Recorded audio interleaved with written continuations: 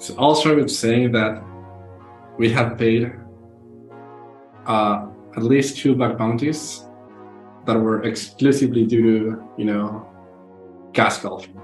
Like, oh, we could do this way, but like, what if we make it like we adjusted like this tiny way and this tiny way? And at least 2 of them were like exclusively because we chose to do it the clever way as opposed to the dumb way. And the clever way, in some even cleverer scenario, was actually not very clever and was very, very stupid.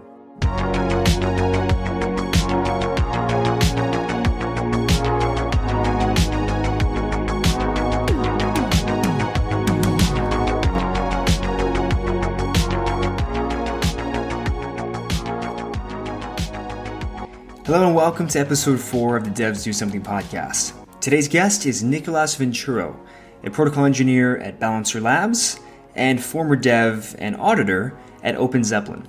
This episode was fantastic listening for anyone who's interested in protocol level security, the underlying features of the Solidity compiler, and great smart contract design patterns. We cover topics such as the dangers of gas golfing and trying to be too clever. We also talk through Balancer's batching process and custom errors library they built, so you get a bit of alpha on how Balancer actually approaches their dev process. We walk through how Nicolás thinks about the long-term future of our industry and just other really fantastic security and overall smart contract design pattern tidbits. So if you're a protocol dev or would like to be a protocol dev, this is a fantastic episode for you to listen to. You'll get a lot of great insights from Nicolás, and this is something that Josh and I really enjoyed being a part of as well. I hope you enjoy.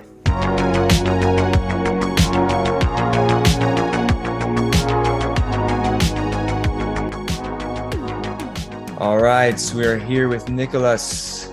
Welcome, man. We appreciate you being here. Nice meeting you. It's great to be a part of this. Likewise. So we'll go through a lot of different things today. We'll get into your work at Balancer. We'll get into some of your past work at Open Zeppelin and some security things. But I'd love to start off because I think it's a great segue into some other things we want to discuss. But I'd love to talk through how you got into the space. And just would love to understand what that journey was like. Sure. So I started working on Ethereum about 4.5 years ago when I joined Open Zeppelin. And that was a bit of like being at the right place at the right time. My background is I'm an electrical engineer, and I have been working prior to working in crypto, doing embedded software development for just all kinds of applications, but programming essentially tiny microcontrollers in C. And it was just after the startup that I was working for went under, just talking to a friend, it's like, hey, we're working this new team. They have a cool office. We're looking for smart people to join the team. We're not asking for any sort of background because nobody knows anything about crypto. So what's the point in asking for experience? And asked me if I was interested. Actually, he told me we were going to meet for coffee, but it was actually a job interview, which I found out while doing the interview. Says I wasn't really looking for it. It just sort of happened. And yeah, it's just been smooth sailing since then. At Open Zeppelin, started doing a couple of security audits. I participated in the audit of the actual Solidity compiler, interestingly, because I was one of the people in the team who were the most proficient with C++, which is the language SolC is written in. And then that sort of started shifting into working on the Open Zeppelin contracts library, which back then was just called Open Zeppelin since the company name was something else. And this prior experience of reading SolC code and talking to Chris and Naxic and all of the people working on the compiler itself made it so we had a relatively close relationship. We were comfortable asking questions, proposing suggestions and such. And by working on Open Zeppelin, which was a library, and if maybe not the first, for sure, at least back then, the largest of its kind, likely even today, we had a lot of use cases for language that were not your regular end user. I want to build a token. I want to build whatever. Nowadays it'd be like a liquidity or whatever. Like it's just no, we want to build something for people to reuse. So we required features from the language that pretty much nobody else was asking for. So that led into being quite involved. Well, not quite involved, but like aware of what's going on in solidity in its development as a language, what sort of features are being advocated for, what it's missing. I personally suggested a couple of features that ended up being merged, such as the whole try-catch syntax, also some stuff with immutables.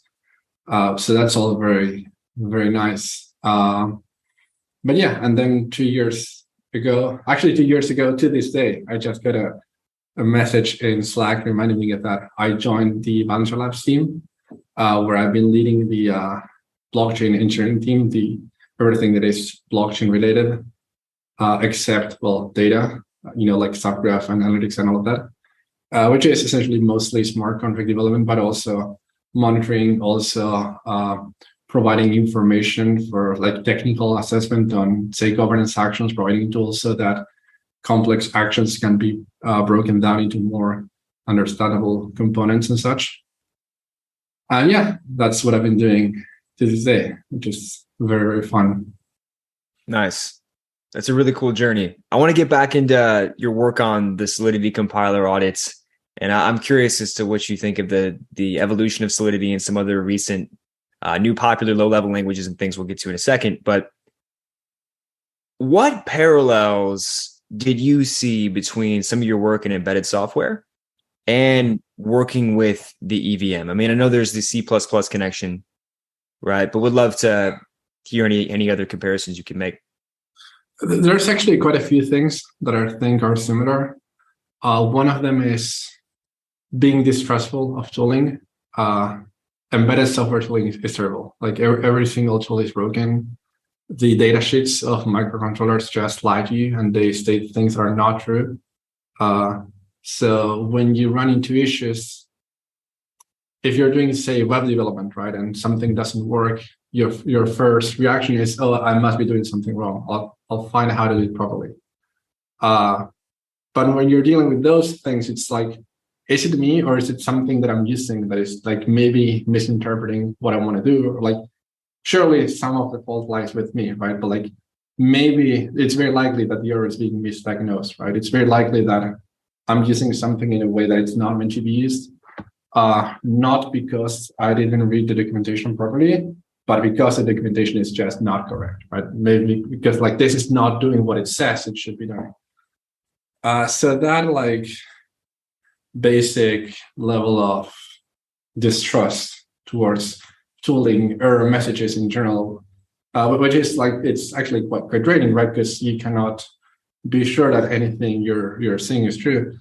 But it does result in, I think, different set of debugging skills, just because of the nature of that. Like a lot of trying to get back to the basics of what it is you're trying to do, why is it failing, what can you observe that you trust is correct. In the embedded software development scenario, that often involves pulling out an oscilloscope, plugging that into your electronics board, and like trying to look at signals and trying to decipher what is going on off of that. But in this case, the other thing that happens is the EVM is quite obscure, right? And that is also something that occurs in electronics.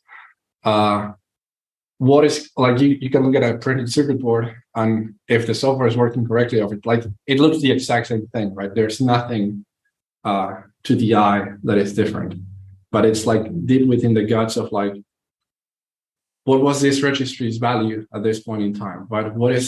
Why did this signal go down when it should have stayed up for 200 more nanoseconds? What happened? Why am I having these timing issues? Why is this event being emitted with this wrong address? Why is this like you very quickly go into the same thing of like, I just see effects of what is going on, but the actual execution is quite obscure. So, yeah, that rapidly devolves into trying to not run into situations where you have deep like gaps of things you don't know what is going on. Like you try to make it sure like it's all broken down into smaller steps, I guess. So they're all easier to understand if things go wrong, but also trying to get a mental model of how things might be going and try to like be able to quickly spot, oh, this is not exactly what I had in mind, so surely there's something wrong. Which is also something that translates into tests, right? You're testing a thing and you go, okay, surely if I change this in the test, which is now passing, it should fail. And if it doesn't fail, something is going horribly wrong. So being able to quickly identify those.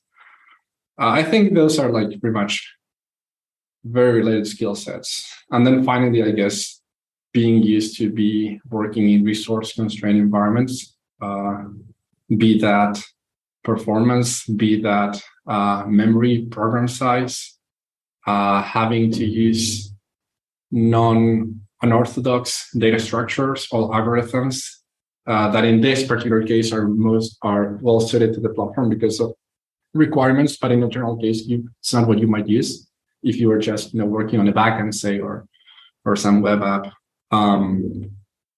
So there's also a lot of that, lots of not being afraid of doing weird things, I guess. And then finally, also not being afraid of like every so often looking at assembly, trying to understand, like try to piece together what the stack looks like at some given point, what memory looks like, But that's a dark path, one that I try to avoid as much as I can. Yeah, Josh here has gone down the dark path a few times, haven't you, Josh? Yeah, yeah, we'll definitely get into that, a little bit more here in a moment. I did want to mention though that it is, I've kind of noticed there are these like parallels of, like these like 80s era electronics and like programming where you have, that you have very limited resources. I've noticed there's some parallels with that, in the EVM, right? Because you have this, really an economic incentive to minimize compute, right? And minimize data storage, right? So you have these situations where like, when's the last time somebody did bit shifting in JavaScript, right? Like it's not you don't do that for websites these days, but when you have these machines where it's like, you want to minimize as much as possible. You see the Seaport contracts, right? I think there was an estimate by one of the guys working on that the other day that they've saved, I think somewhere around, I may be totally misquoting this number, but I think it was somewhere around 15 million in gas, like theoretically has been saved just by using the new Seaport contracts. Those things are like 80% assembly, right? Yes, there is indeed a lot of that. Also, some things are like general knowledge, like this is good and this is bad, so you use this instead of that. Doesn't apply at all just because the computational model is different. So, for example, both on the EVM and on a microcontroller, linked lists are totally fine. Like you can just use them and they're fine. We actually have a couple of applications on the Balancer ecosystem that rely on linked lists, and they're a great fit for the solution. Whereas on a traditional computer, you wouldn't use the linked list because that immediately gets you to cache misses and so on, which are massive performance hits. But there's no cache on the EVM, so who cares? Like all storage costs the same to access. And many microcontrollers also have no cache because like they're just, again, resource constraints. So all of those improvements to the architecture of modern computers that then shape modern software don't exist, which means that sometimes actually old software patterns are more suitable than modern ones.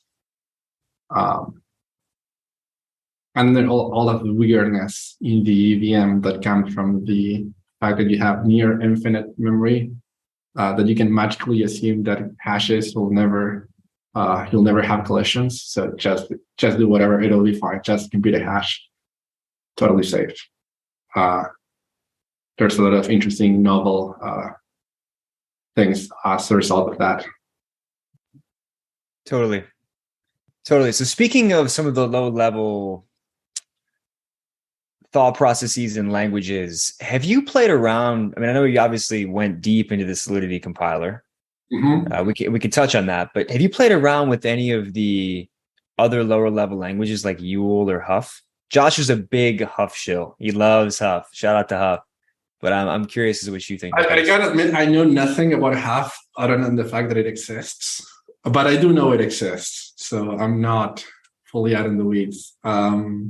I have used, I did audit what was the original implementation of Yul a couple of years ago as part of that audit.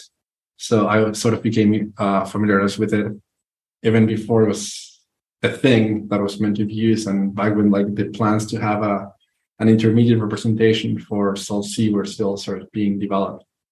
In terms of like languages in general in the blockchain space, like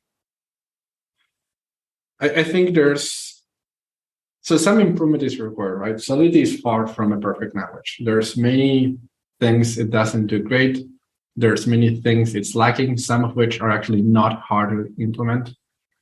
And there's many things that it allows for that, like, maybe this is a bit of an unfortunate choice. Maybe it would have been better to like have the default be something else. However, I don't think any language like necessarily would give you a massive improvement in either security, development time, testing time, any of those. Like there are definitely things to improve, but I don't think working in, say, Viper or Solidity is that. Well, I have a big problem with Viper not supporting any sort of code reuse whatsoever. Like every single thing you read, it's like whole thing built from scratch. It's like, it's like encapsulation and reuse. It's like a very basic thing, I would say. It does make some things easier. That is true, in that you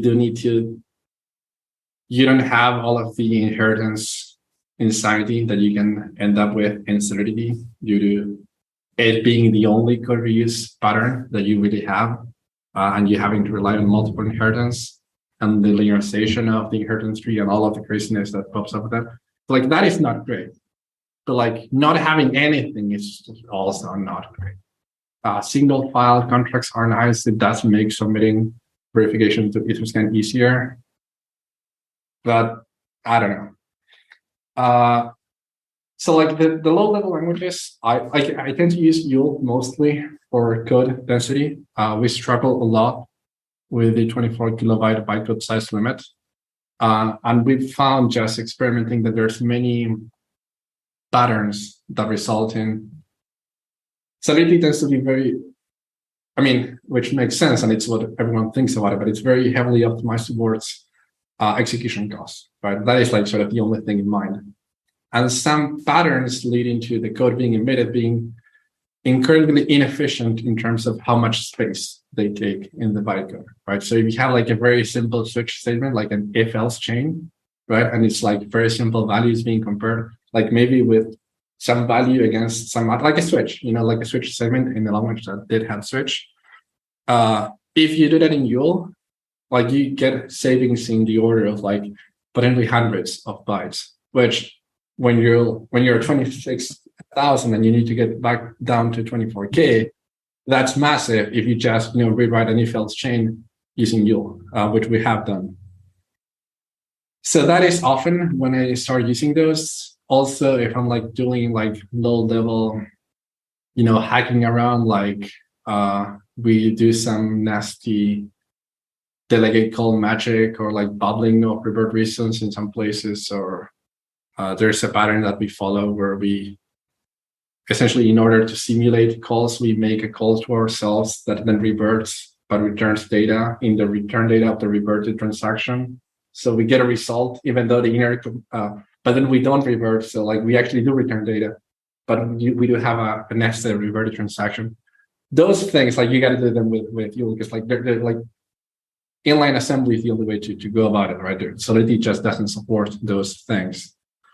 But other than that, I don't know. Honestly, I'm more interested in tools that let me reason about correctness, right? Tools that or language features that let me say this is obviously correct, right?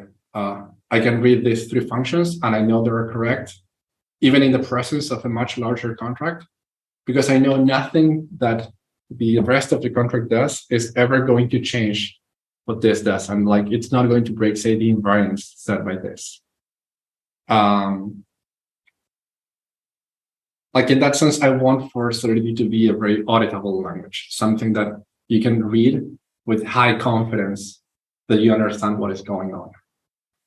some things, some features or lack of features hinder that to different extents. But that's really what I want to see improvements. Not like, oh, you have lambdas. Like, yeah, having lambdas would be nice. Having more ways to reuse code would be nice. But like, are you just adding features because you want to? Like, what is the end goal? What is the design philosophy of the language? What are you looking for long term? And that is what I'm looking for. And I haven't seen again. Not familiar with many of the newer developments. That is sort of what I would want out of a new language or new tooling or new framework or new way of approaching the problem in general, if that makes sense. Yeah, and I think one of the really interesting things, something that I'm really enjoying, working with in Solidity is not really the introduction of, but like this growth of file level, like constants and like functions and things like this, right? Because you kind of get that, certainty with a function when you declare it at the file level, like, these are the inputs, these are the constants, you know exactly what it's going to do, right? And then you can just plug that into your contract later. So when you look at, these file level functions, it's independent of any contract. It's Sure, yeah. strictly inputs and outputs. So definitely that's a big one. So one thing that I'd kind of like to ask you. So part of the reason why I'm such a big fan of Huff here is because I got to contribute to some of this code very early on. Early on, I guess a little bit of background here. It was originally built by Aztec. This is something that Aztec was working on, for their ZKP engine.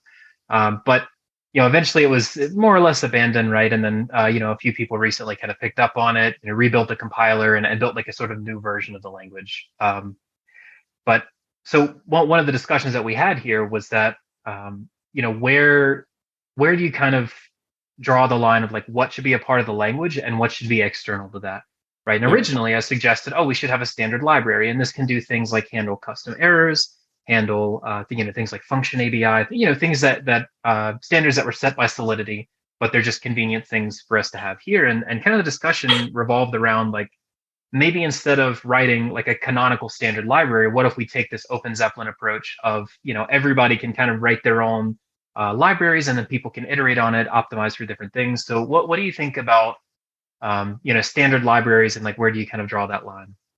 Yeah, that opens up a huge kind of worms and many discussions we've been having over the years, because you start straddling the line of there's an argument to be said for. I mentioned before how some things you can only do with assembly, right? And there are constructs that cannot be really achieved with Solidity because it doesn't expose those. For example, delegate call is a modern example. There's no way to make a delegate call using Solidity. You got to drop into assembly. The only way you can use delegate call is if you have a linked library, but that's a very sort of weird edge case of the language, and you really cannot control that. There's no way to say reference the address that you're calling, and you definitely cannot delegate call into an arbitrary address. So there's arguments for why that is that way. They go, okay, sure, delegate, giving you tools would be good, but we also don't want for you to be able to make mistakes. Ideally, if we can prevent you from doing the wrong thing, that's great. However, preventing me from doing the wrong thing in many cases also prevents me from building nice libraries, right? It also prevents me from building even potentially safer abstractions, because what the wrong thing is when you're working on a compiler, like delegate call, it's like this dangerous thing, hard to understand. Most people don't get it, like at least not on the first try. It's like this weird abstraction, like the EVM execution model is weird. And like this notion of context, but with the search of one address, but with the code of it's all very complicated. So let's not expose that, and let's only expose a simplified version, which is this notion of linked libraries. And that's okay, sure. But then when I want to use it in a use case where it does make sense, I'm quite constrained by those decisions, right? So what is the right balance between what tools we give you and what we build ourselves, because we think, us being in this case the compiler, because we think this is the only way to do it. I've straddled back and forth on this sort of point over the years. my take now is that like permissiveness is actually fine. But what you want is you want for something like, opt out of the seatbelt, right? Very, very explicitly, like say, hey, I know what I'm doing. Please give me control of the thing. I'm going to build it carefully. I guess sort of similar to some sense what Rust does with unsafe. Like, okay, inside unsafe, you can do whatever, but like you're really literally typing the word unsafe. What you're doing is not safe. So it is on you to make sure that this works as intended. I think an approach like that one is a good one. It lets you like safe abstractions on Rust are built on top of unsafe. If you only had safe Rust, you'd be quite constrained in what you can build because it's very restrictive in that sense. But like it's not meant to be used anywhere. Like this is quite all very vague and very, wishy-washy, what am I even talking about? But like things like, I don't know, generics or structs, or the fact that structs always go into memory, even though if they fit in a word, technically you could have them on the stack, but no, they always go in memory because of like consistent reasons, or how generics are handled or how they are not handled. What the type conversion looks like, whether you can have implicit or explicit conversion between types.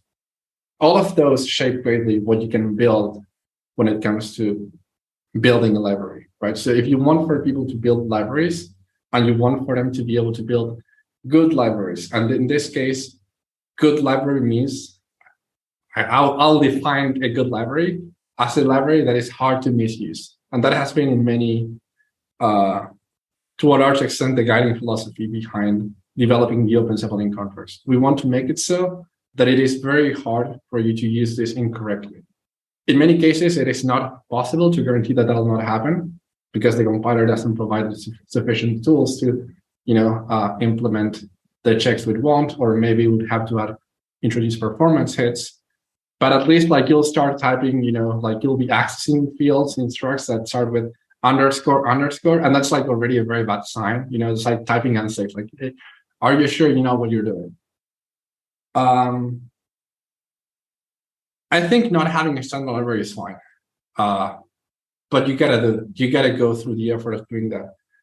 But more importantly, I think it's very hard if you are, as in this thing, in a relatively immature ecosystem with relatively immature applications, relatively immature development ecosystem, where good design patterns, like they're not yet gospel. Like people don't know if this approach is better than that. It's like wealthy, right? And people, they all do whatever they think is best. But we don't yet have good design practices established. It's all being discovered. So in that sense, if you want to build a compiler and you want for it to be safe, and you also want to be able to cater to all of those use cases, that is going to be extremely hard because you, as the developer of the compiler, are not a user of the language. You're the developer of the compiler. So giving the actual users of the language, who are the ones who are dealing with all of these issues, the tools to be able to effectively deal with them, to me right now sounds like the better approach, which is a very long way of saying, don't do a standard library, give the developers the tools to build a standard library. But I could have started with that. No, I think that makes a lot of sense. It's really interesting to hear your perspective as somebody who's gone so deeply on these things, right? You mentioned designing for readability and how important that is. And the mark of a good language or a good library, you said, is one that's hard to misuse. Well, in this context, at least, right? I think solidity is not like other languages and should have different goals. I think it's very important for you to read a contract and not be mistaken, not think that something doesn't quite work the way it hints that it might work. So, but that may not apply to all languages. In this case, in particular, I think that is like, top priority for sure. Totally. Are there any good examples that you've either used yourself or you've seen in the space of libraries or patterns or tools that help with readability and some of these I guess I just would love your overall perspective on good tooling, good patterns that you'd like to see used across the space, maybe besides, just one specific area. That's a very broad question. So one thing, for example, that I think is unfortunate is solidity lets you access message.sender anywhere. And like there's like you can call it like four levels on the call stack in a part of function in library, type message.sender, boom, you get the sender. And what that creates is have a lot of, and this is something that happens a lot also with storage and such, also with the fact that the VM is quite constrained in how many arguments you can pass, and that passing Stark arguments is very expensive. You end up accessing global state a lot. You end up having a lot of functions that depend on global state, sort of implicitly. And in that case, for example, this is something that Viper disallows. Viper only lets you access message.sender in an external function. So the very common pattern of like external function, whatever, like permissioning checks, who can call this, if you're this user, like if you're doing an action for yourself, then you can specify some argument, but if you're doing an action for someone else, then you can only use the default that user has set. There's a lot of that in many systems where you can do stuff for someone else, like for example, claiming yield from different platforms, claiming liquidity mining rewards. There's a lot of, I want to set up a system to claim my rewards, but it kind of like do it however it wants. So you essentially quickly run into this pattern of external function, checking off some stuff, and then internal function that's the actual heavy lifting, right? That's the actual thing. I'm forcing you to say in the internal function, hey, who is the user in question? Like that has to be an explicit argument, and don't just pop in message.sender when it's a very small thing, but it forces you to do things in that way that I think in this case is better. Whereas in solidity, you don't have to do it. You can just do it the other way. You do get some benefits out of the solidity approach, such as you can create a modifier that's like authenticate, which we actually do use. And then you just magically access message.sender, so you have an implicit dependency. In general, things that favor explicitness is what I think is good. Like if you can, this also happens a lot when there's many reasons why you want very readable and very explicit code. One of them that is maybe not talked about often is what happens when you get a bug report, right? And you start panicking and you go, oh shit, like is everything on fire? Like I need to assess the severity of this right now. And all of the emergency response that you create is based off of that initial analysis, right? So you gotta be sure that you're not getting it wrong. Like you want to be sure that you fully understand the severity, the impact, so that then whatever measure you take makes sense. So being able to reread the code that you thought you knew how it works, but now in light of this bug that you had missed, now it works differently. Being able to very quickly gain an understanding of what the new system plus bug looks like and actually works like, that is super important. And you want to be able to do that under stress very rapidly. I guess that is not necessarily a solidity thing or a blockchain thing, but I've been in that situation a couple of times. And like being able to reason about this property about the system will hold because the language lets me, I'm using this property of language, like this function is private and not virtual, so it cannot be overridden. So like this will always happen no matter what, right? Or message.sender is not passed anywhere, so that address will never be relevant. So if that is spoof, that's fine because like I know it's not relevant. Now, if you magically reference it, in some obscure function because it just, globally access message.sender, that sort of goes away. There are some things that I'm very happy about how we came into designing them. I'm not sure though if they fit nicely within this. They can let you reason about correctness easily, because it turns out that is actually a very hard problem. And when I say that's a goal that people should strive towards, I'm not necessarily saying that I know what that path looks like. A very simple example of that is we tend to rely heavily on inheritance to try to create small modules of things. even if we're not reusing stuff, it is easier to just have a smaller file with only the things that are related, right? And you might be tempted to go, okay, then I can use some language features here because I can make functions that are private. Therefore, I know they're not going to be called anywhere else. So that lets me reason about when are they going to be executed. I can also make it so they are not virtual, so they cannot be replaced, which means that this is what they will do. And I can reason about that locally without having the context of the full program. However, then you want to test that program, and it turns out that you cannot just call a private function because it's private. That's the whole thing. So if you're testing and like testing within Solidity and outside of Solidity is a whole different topic. But if you happen to be writing tests outside of Solidity, then you need to somehow, what often happens is you get a fake mock, sometimes called a contract, which exposes these functions, but you cannot expose private functions. So now you need to make it internal.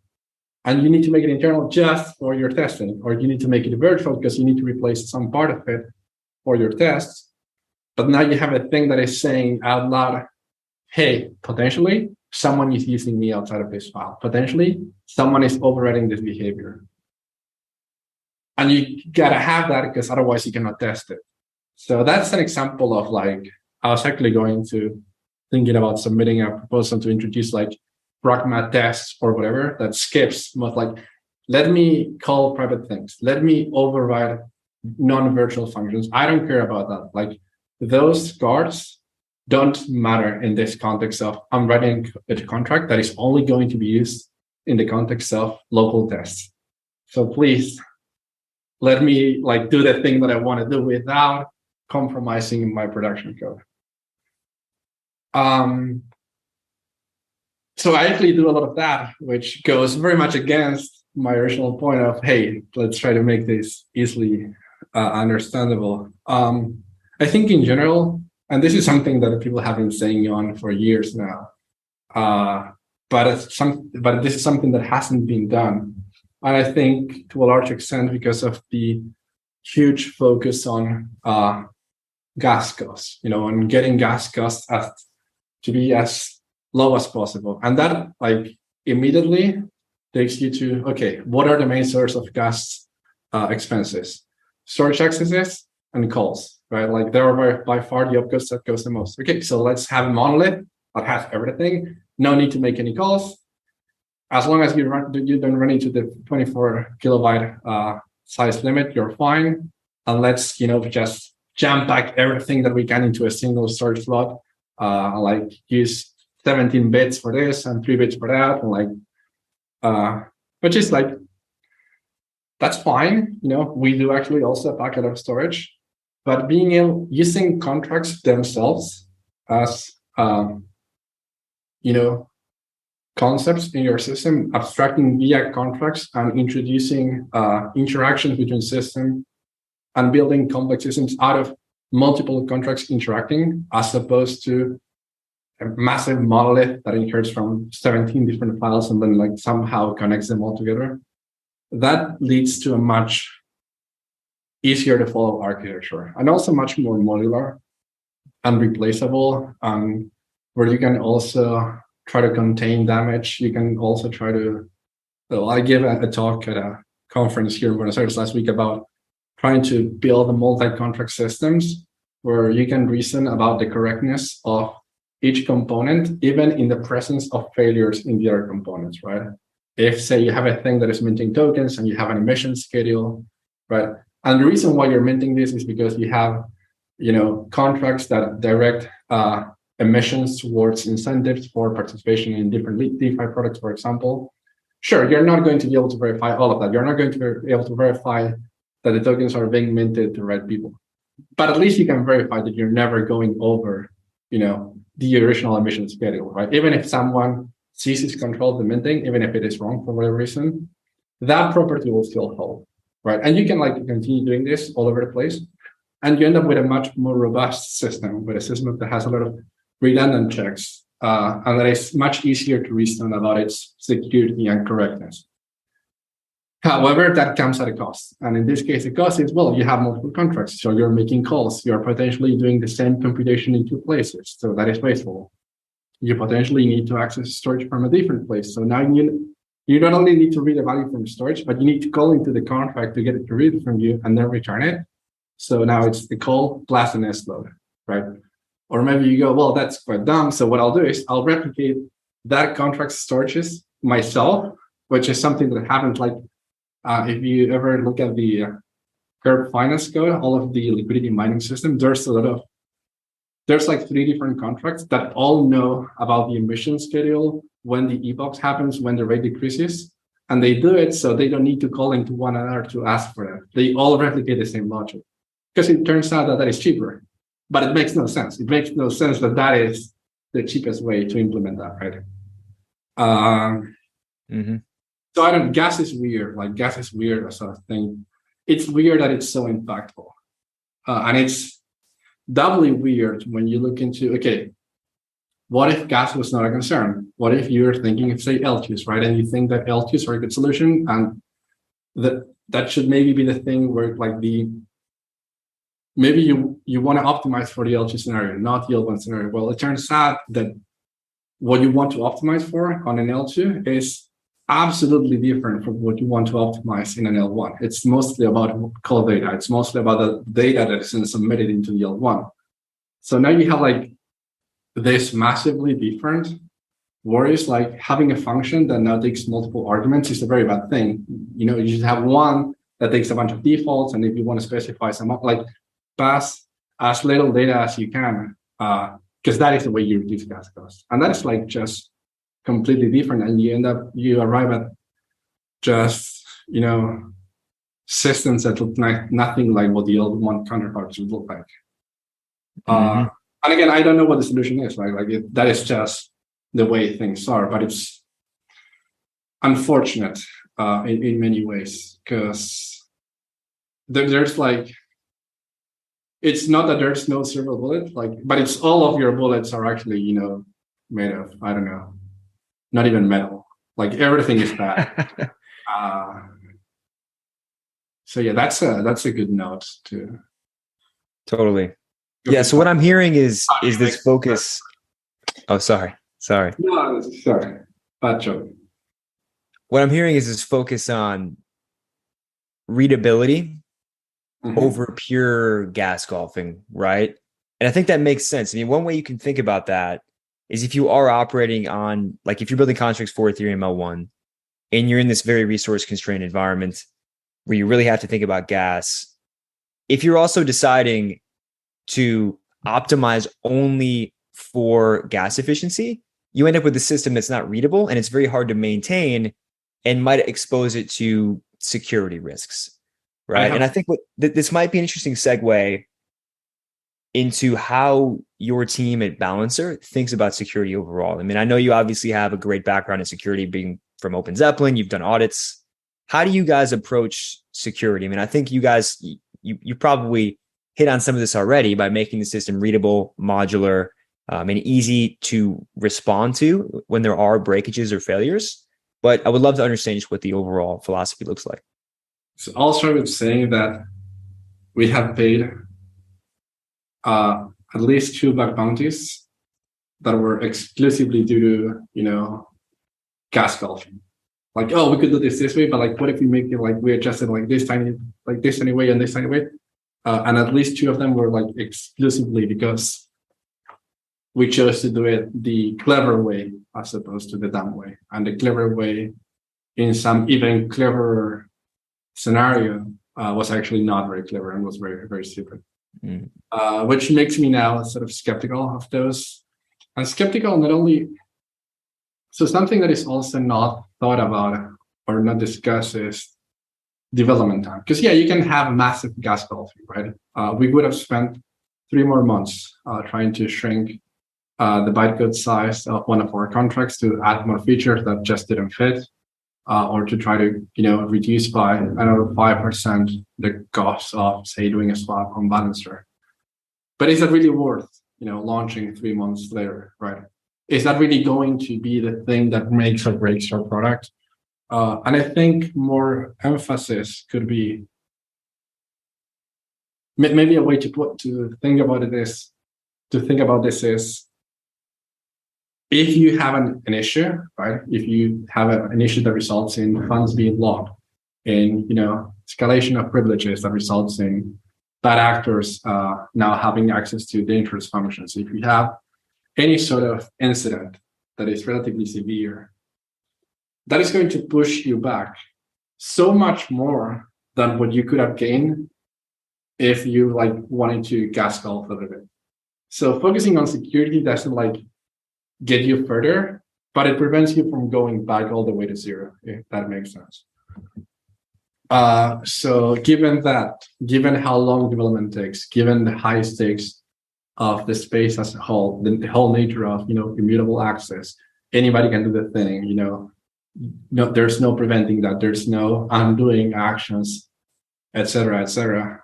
Especially a highly adversarial environment. Given all of that, our more recent philosophy is to straddle way towards the let's not have any issues. Let's make sure we can reason about correctness, about security. Let's make this system to be obviously correct. Then let's try to bring gas costs by, 10% or 15% even. I think even if it's 150, it's not going to make or break the thing. People are not going to stop using your system or use some other, it felt like maybe two years ago, a year and a half ago, you had Uniswap, you had SushiSwap, you had Curve, you had Balancer, you have a lot of DEXs all seemingly doing the same thing. There's a lot of stuff oh, this costs 100K gas, but in this platform it's 95K gas. And it felt like this was race to the bottom. Who can trim it down the most, right? Because if it's 85 here and 90 there, I'm going to go with 85. But in the end, the reasons why SushiSwap has evolved the way it has evolved has absolutely nothing to do with gas costs, right? Same with Balancer, same with, I think, Uniswap. So I don't know, maybe it's too early. Maybe we just don't know how to build good applications and try to make them optimal. It's just trying to run before we can walk. Totally. Yeah, we very much strive for security. And we tend to, in general, try to, essentially do the same things that I've been talking about. Try to have, whenever possible, redundant checks that are not just waste performance just for the sake of it, but if we have separate systems, try to make it so that each system can guarantee its own correctness and doesn't rely on other actors. Try to make it so,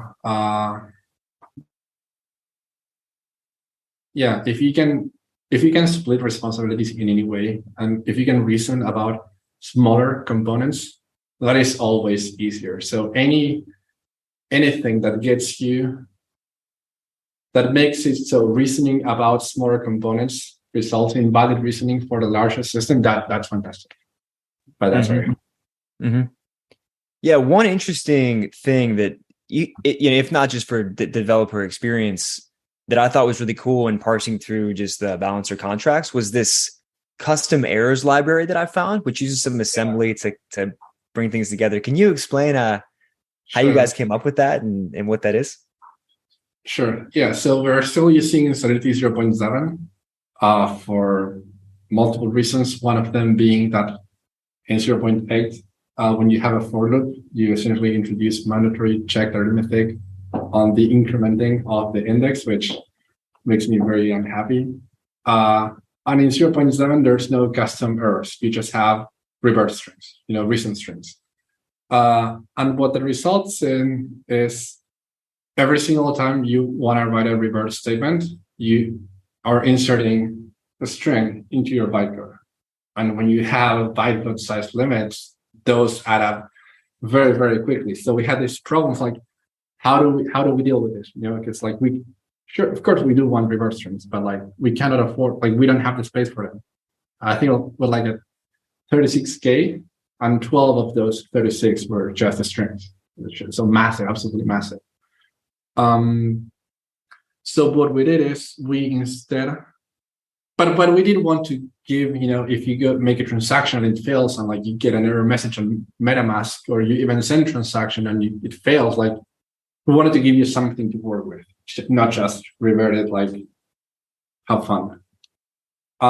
So what we built is a function that instead of being called require is called underscore require. And instead of passing a string, just pass a number, which is actually a constant of an enum. So it's not an enum, it's like just massive list of like 1,000 constants, which are the error codes. And then each error code, this require function, if it does if the expression is in the end false and it needs to revert, what it does is dynamically it creates a relatively nice string, which goes like val as in balancer, hashtag number, and that is your string, your error message. So when a swap fails, you get like val 504, and you go, what the hell is this? But if you Google that, the very first hit is the balancer documentation, right? Like, because nothing else uses that. And actually, we found that over time that is actually a better user experience on average than having a revert reason, because revert reasons, like, they have no context. It's very local, right? It's like, hey, this thing failed here, like, who knows? Subtraction overflow. Well, like, it could have been any subtraction, right? But we find that when you're doing, say, swaps or joining pools and balancer, there's like two things that can result in this subtraction overflow error, right? So we don't say on the docs, hey, this is because you like try to get a negative number.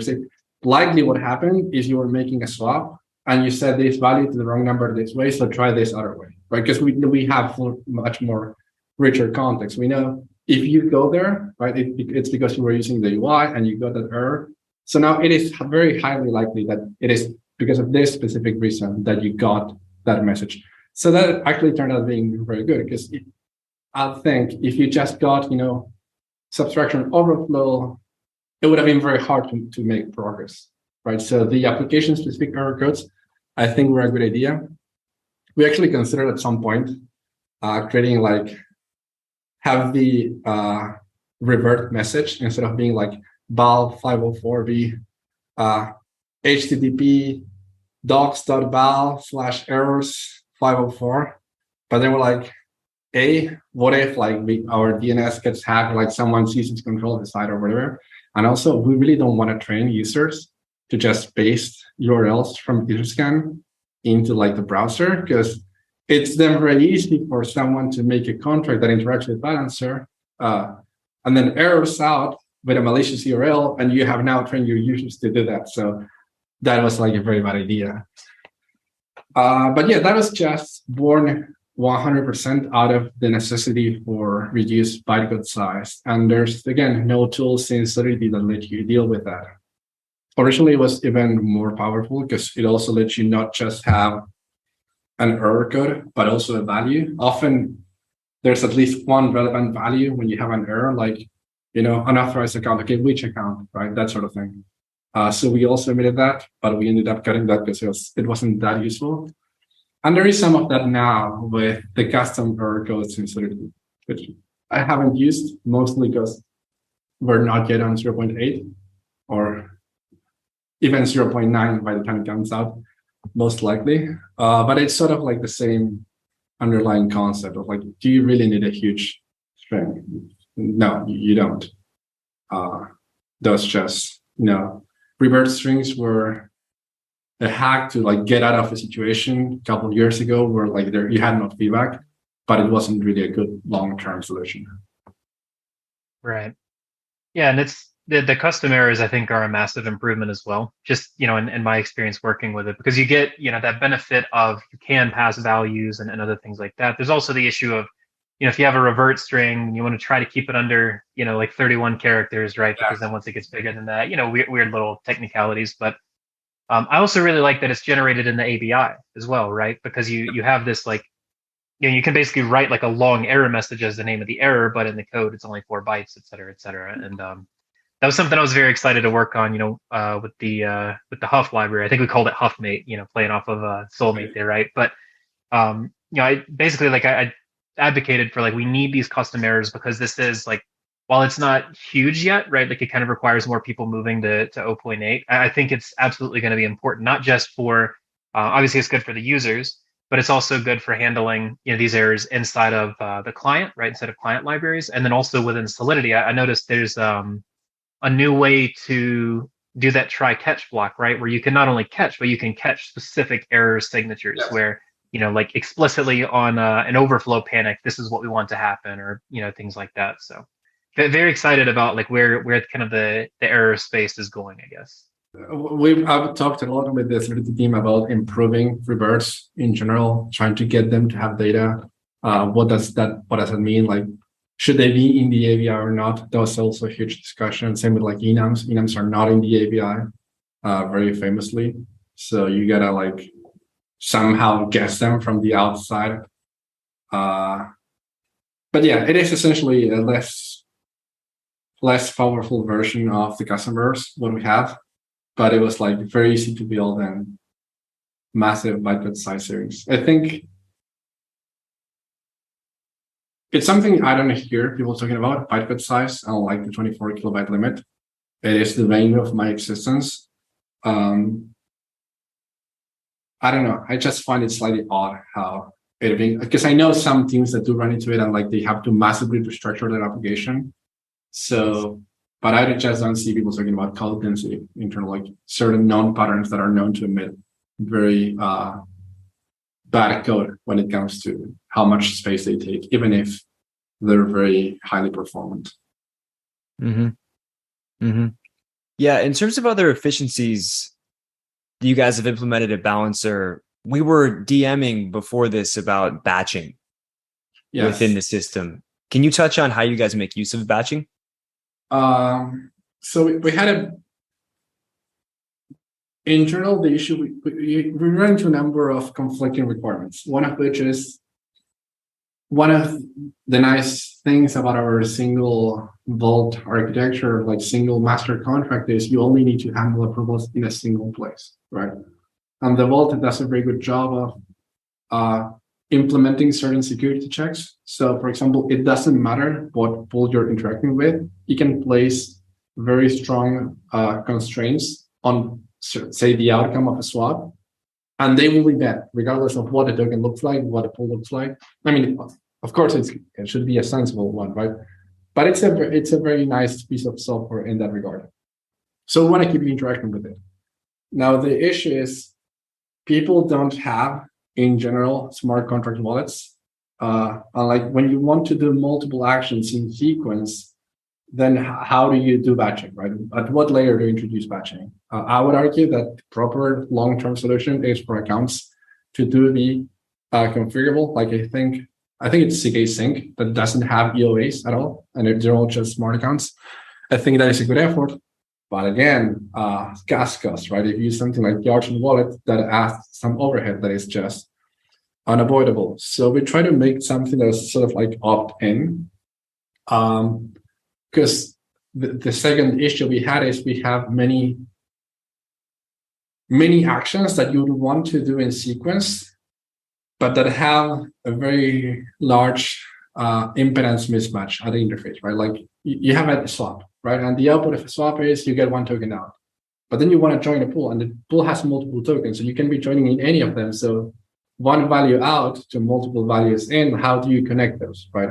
Or if you exit a pool into a single token and then you want to swap it, that's a very, reasonable action you may want to take. You don't want to do two transactions. You don't want to exit and then swap. You just do it all at once, especially if you have more complex pools where the pool is actually composed of nested pools and it's staked somewhere. So you need to just do it all at once for me.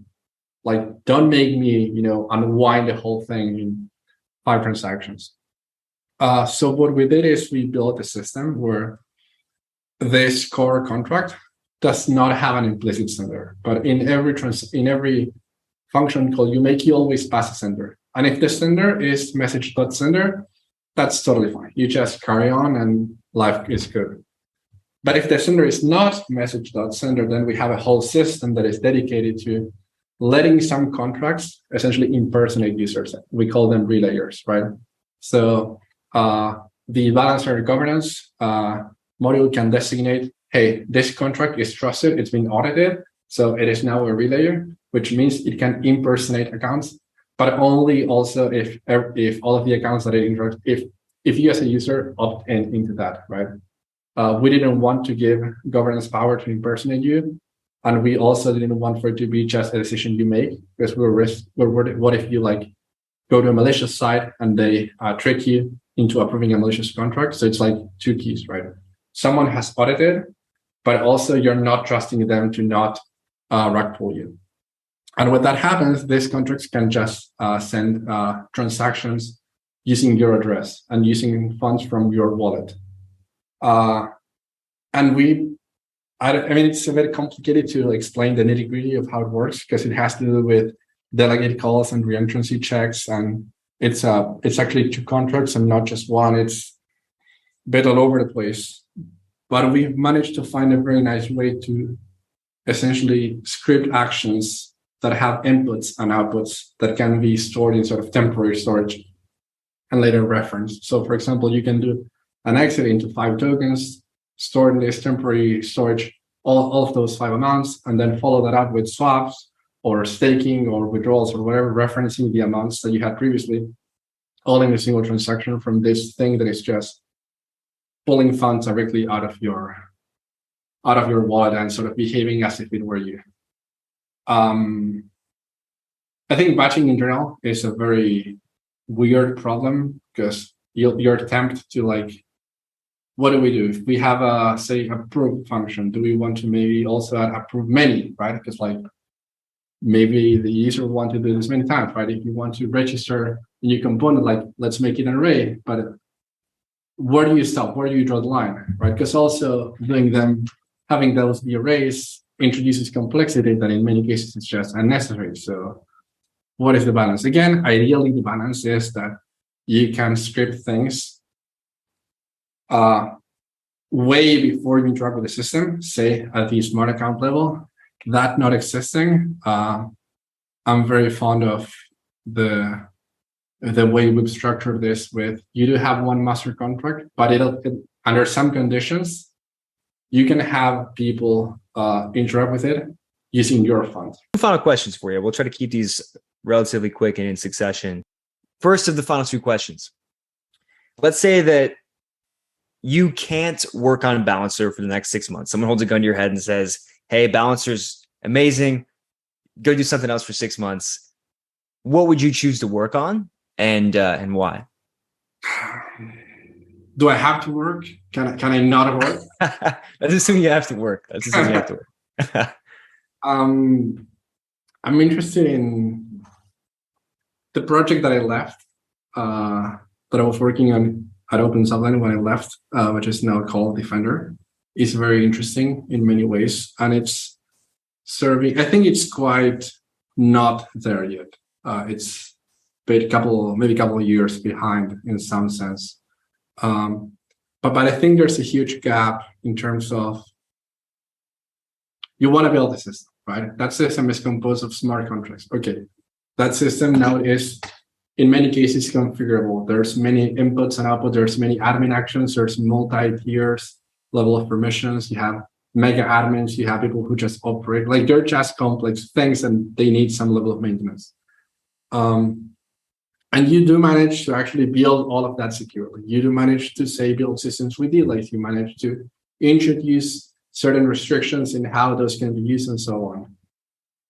But at some point, you get someone in front of a computer and they need to sign transactions. And all they see is like, oh, this is 700 hex characters. I hope I'm not breaking stuff, right? That is like, I think is an area in which the industry is like way, way behind. This, dumbing down of going from, this is changing storage slot 5 from value 1 to 17. Okay, what does that mean, right? Why do I care? And not only what it has to do, but like, what is the risk associated with that action, right? What is the threat model? What could happen if I get this wrong? How important is it for me to get it right, right? And that is not about this action in particular, but like, what about the system? Surely when someone designed the system, they were able to think, if this is misused, then this can happen. So I want to know what that is, so I can properly assess how important it is for, because you cannot like audit every single thing you do, right? You need to be able to discern, is this important? Is this not important? And everything is just like critical or actually not critical. Like nobody cares about like, yeah, I'll just sign the thing, whatever. I'm hoping everything goes fine. The same is true for like end user security, right? When you sign transactions, probably you have no idea what's going to happen. I have no idea why things like tenderly simulation. I mean, I do know, like you could easily have tenderly simulations, and that happens now on not safe transactions. It doesn't happen on MetaMask because the average user is not able to go like look at a simulation and understand, hey, okay, this like I'm not going to be hacked, so it's fine to sign this. So I think there's a little missing in that regard. And I think what the Open Zeppelin team is building with Defender, at least part of that, goes in that direction. That's a worthwhile effort. But actually, I don't want to work on that now because there's a lot of research that like I would want to work that, say, maybe a year from now, or more realistically, I want to use that. Sorry, did you ask like the one place or multiple places? I'll just show a second place. I think second place, good. The work the Nomic Labs teams is doing with Hardhat is fantastic, and not just Hardhat, but also all of the other initiatives they're following. They're building a second compiler for Solidity, an alternative to Solidity that is like not meant to emit production code, but meant to act to improve developer experience in general, right? Like to have a proper language server, to be able to serve a debugger, to be able to serve IDEs in general, to be able to serve linters, to be able to, well, to be able to like even, stop execution midpoint and be able to evaluate outer expressions. Like all of that requires going from Solidity into something that runs on the EVM, but it doesn't have to be Sol-C. And they also have interesting plans for, okay, but what is a runtime for it? Because I don't just want Ethereum VM.js, right? I need something else, something that is like not made not made for like just execution, but execution in a very concrete context of, I want to be able to debug. I want to be able to have rich information. I want to be able to not spend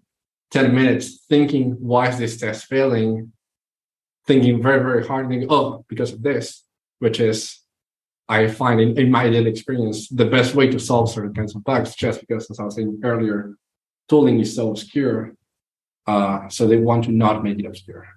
And I think those are very, and if you ever hear them talking about it, it's very clear that they've done a lot of research about, like, they're not just, yeah, well, whatever, we'll tackle this, but it's a very professional project. So that would be very exciting. That's really cool.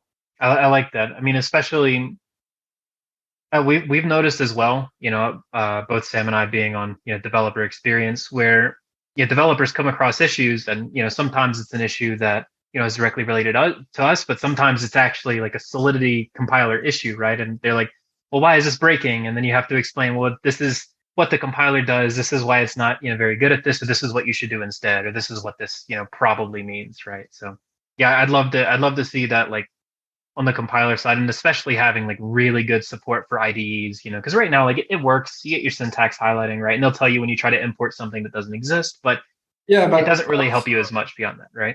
Solidity releases a new feature now, right? And the parser changes, and now the highlighting is off. So like, you don't want to use a new version because now your syntax highlighting broke because it's not using the same parser. They built a parser just for that.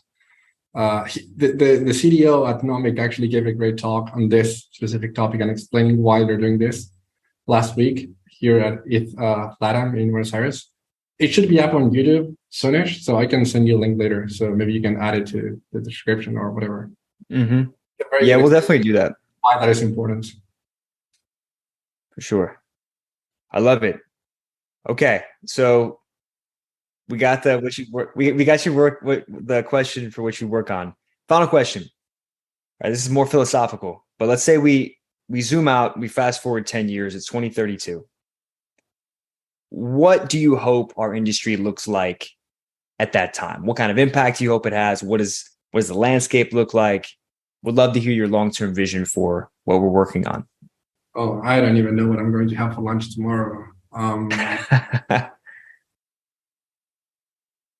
think it's very hard to predict, like industry-wide, like what the impact is going to be like on society as a whole. I think it's a safe bet to say today that blockchain will be part of society to some extent, right? Like it's not going to disappear. I think that is a relatively safe thing to say.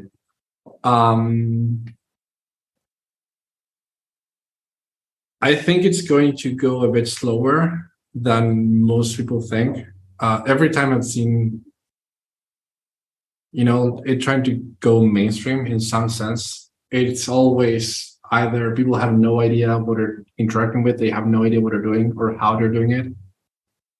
Most of the infrastructure is not there by a long shot. And the huge lack of education in general results in most of the things people interact with being scams, just outright scams. And essentially it being like fraud to most people, right? Because it is what happened. Like they were tricked and their money was stolen. Like the reason why things like USD was so bad was not like whatever, the collapse, like the decrease in TVL over like many of the people who were in, like there were billboards here in the city, massive signs on the streets saying, hey, go into our platform and get 15% monthly returns on USD. It's like, that's insane. Like that is actually illegal, but like they had it. And the people who were in that platform, or people who saw that sign, they had no idea what's going on. They assumed it was legit. Because often, investing platforms are relatively legit, and they lost all of their money. So I think that is a massive barrier, and like it is just something that needs to be better. I very much like what teams like Argent are doing in terms of making managing your own security a sane endeavor, like social recovery, backups, daily limits, all of those safety checks. That is how we live our daily lives, right? Like we can ask friends for help. We can count on them. There is like, if you run into issues, there's someone to go talk to and ask for help. So I think all of those are extremely necessary. I think there's, one private key, hardware wallet, that's it. It's just sheer insanity. It is in many ways the best that exists today, but it's far from sufficient. So in terms of like mainstream adoption, I think those are just massive barriers.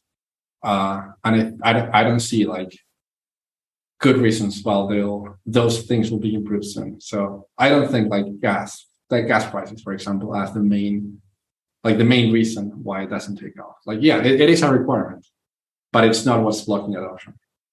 Yep. I'm with you on that one. And I think you're right. My grandmother is not going to be able to figure out the one private key hardware wallet scheme. So, well, cool. Nicolás, thank you so much for joining us. Where should people follow you online? Is Twitter, GitHub? Like what's the best place to follow you? I don't have much of an online presence. I have a Twitter account, but like I barely tweet stuff. But if you want to have Twitter, it's Mr. N Venturo, as in my name. I guess you can also have it linked in the description. You can follow me on GitHub if that is a thing people do. It is actually a thing people do. It is. I don't know what is the purpose of that, but like it is a thing. I also paint miniatures on Instagram. So if you want to see tiny soldiers being painted with very small brushes, that is a thing you can do. Nice. And there's a link on my Twitter. So that's a good reason to follow me on Twitter. Very cool. Well, yeah, thanks again. We really, really appreciate it. That's great. Greatly enjoyed this.